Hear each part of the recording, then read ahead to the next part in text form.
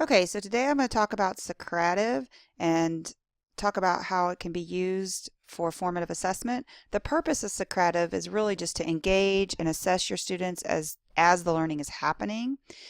Some examples of use that I found is you could use this during a close read. You could upload pieces of the text into different questions and add those text-dependent questions that you do in a close read. Another way was during a Socratic seminar, you could get students involved by putting the questions up, and so they don't have to be called on by the teacher verbally. They can actually put their input into the Socratic seminar as it's going on. Some pros for Socrative is it gives you instant results. Results can be emailed and it actually can be downloaded to your computer, so it gives multiple ways. You have options for running it. You can do it teacher paced, student paced. You can do different formats for the quiz, and you have different types of questions. You can do multiple choice, true, false, open-ended, and you can do them not all the same in the quiz. You can do different types of questions in it. And you can also upload pictures to accompany and supplement those questions. Some cons that I found is if students, on those open-ended questions, if students do not enter exactly as you put your correct answer, it'll count it wrong, even though they might have gotten it right due to misspelling or worded differently.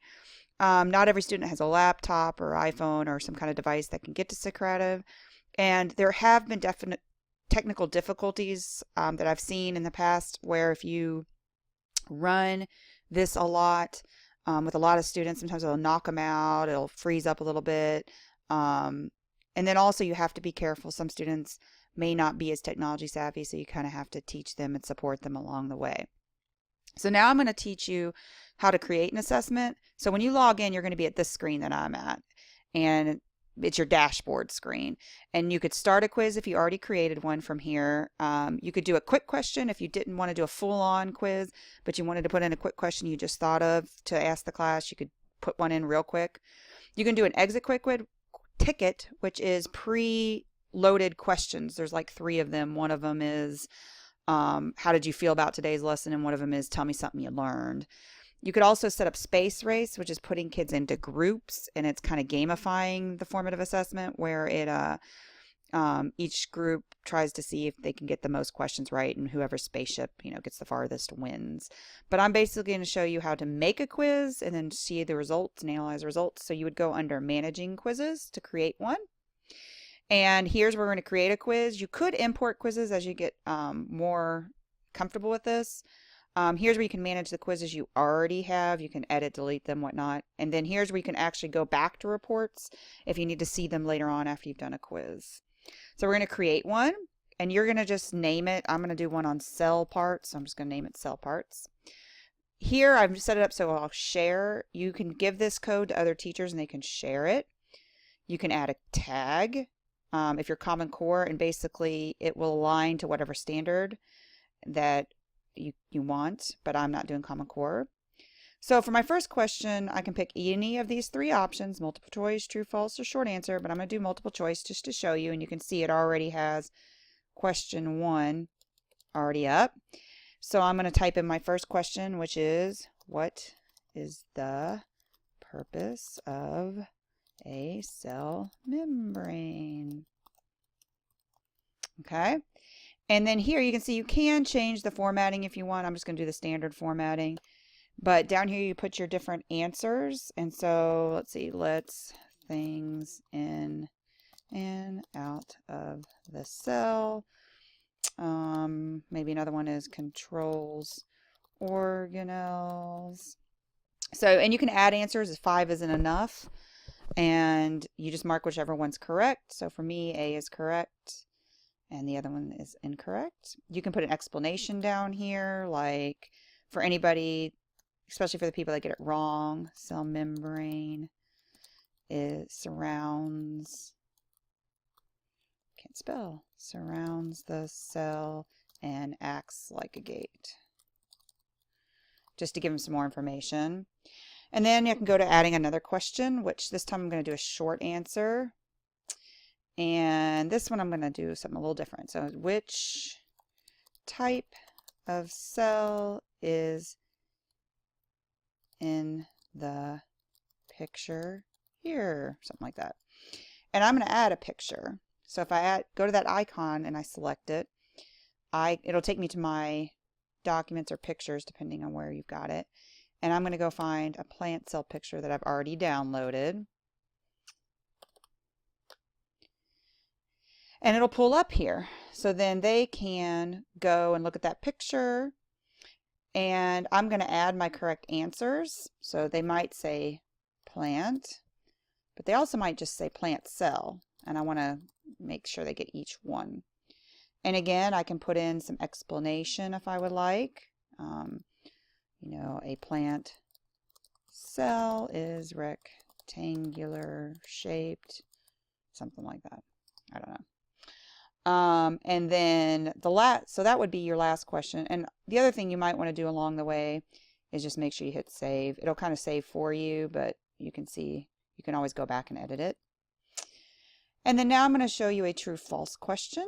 So again, it's going to come up to question 3 now. And I'm going to do a true-false, which is animal cells have a cell wall, which is false. And then I might put in my explanation, only plant cells have a cell wall, something like that. And I've got everything in, so I might save it. Now at this point, I'm done. I've got everything in. I could edit questions if needed, but I'm done. So I'm going to scroll back up and I'm going to hit save and exit. And it's telling me it's saved. So now it sends me back to this screen so that I can actually start my quiz. And here's the one that I want, cell parts. And this is where you can choose the pacing up here. I'm going to do where it's student paced so they can go as fast as they want and they can get immediate question. I'm not going to choose navigation where they can skip to different questions and whatnot. I just want them to do it in order. But here you can do additional settings if I don't want their names to be displayed, or if I want to randomize the order of the questions or the answers, and if I didn't want to display, if I want to display the student feedback, I could. But I'm just going to go ahead and start it. And I'm going to go ahead and start this. And you can see the screen's going to pop up here. And you have a room. So I'm going to copy this for now. But this is what you would tell your students to go to. So they would come over here as you are waiting. And they would go to the student login on Socrative.com. And they would enter that code that's on your screen. And they would join your room. Once that happens, they put in their name, preferably last name first. It'll easily go in grade books. And you'll start the quiz. So I'll show you how it goes. This is, what is the purpose of the cell membrane? Let's say I get this wrong. It controls organelles. And then I submit my answer. It's going to tell me that I got it incorrect. And of course, I'd want to read my explanation. So if I go back here, you can already see, oh, I've got a 33%. I haven't answered the rest. And I go, that question has a total of 0%. And then I'm going to go to the next question.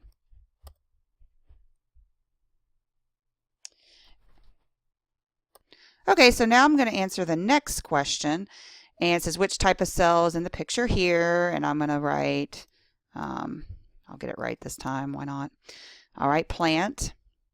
And correct answers, see, it shows both the ones that I typed in and it tells me I'm correct, but it still shows me this. And if you look back over our teacher, it shows that I got that correct.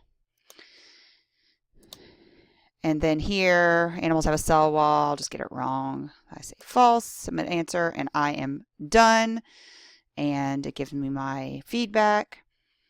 And it just tells me I'm waiting. So I would go back over here as a teacher and say, oh, all my students are correct. This one, or done, I'm sorry. And this one got this one, oh, nobody got that right. There's only one. And 100% got this question right, and 100% got that question right. My progress is 100%. But if I look at my score, I only have 67%. And then after everyone was done, you'd hit finish. And at this point, you could, these other two options, you could get reports later, but I want to get them now. I want my whole class Excel, and I'm going to get the other individual student report and also by question. I could email them. If I logged in through Google Drive, I could get it that way, but I'm going to download them so I can see them now. So once you've downloaded, you'll see this window pop up, and here is our class Excel file, and again, you would have a bunch of kids in there, but it would actually pull up your class Excel file and show you pretty much what you'd probably put in your grade book, but it would tell you the total score for everybody for each question and overall. But you could also, so that's good for analyzing for grade book, just like overall and for each question. But this one gives it a detail for every single question. So if there are multiple answers they could have picked, this report would help you analyze a little bit better about which maybe are the most commonly picked answer that's wrong. Or whatnot. So you can see here by each question kind of what was the most commonly picked one and by who. This would be really good for diving into the question. Then you could also, I like this report too, which is for every student, you could pull up their individual report and hand it back to them. So copy it and print it out to them, and then they would have it for something to study with to see where they would have that hard copy view. So you have many, many different ways to analyze and download the reports. And then you could have a class discussion about where you were for each student, maybe on the Excel spreadsheet or after you printed them off. Again, you can go and you can do back to your dashboard, and you could do a quick question where you just literally put in a real quick multiple choice, true, false, or short answer and have kids put in the room number and get that quickly. You could do an exit ticket where it doesn't show it here, but you could actually see real quick where everybody is. So again, if I put in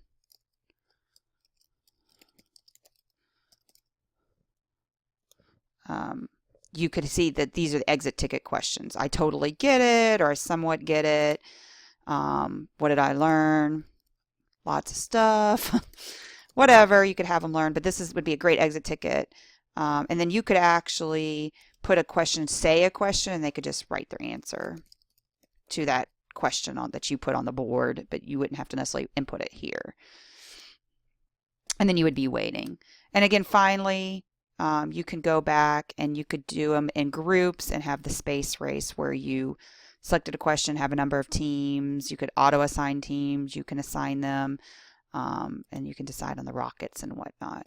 So hopefully this gives you an idea of the different things you can do for Socrative and the reports you can pull, and then how you could just analyze and communicate that data back and forth between you, your PLC, and your students.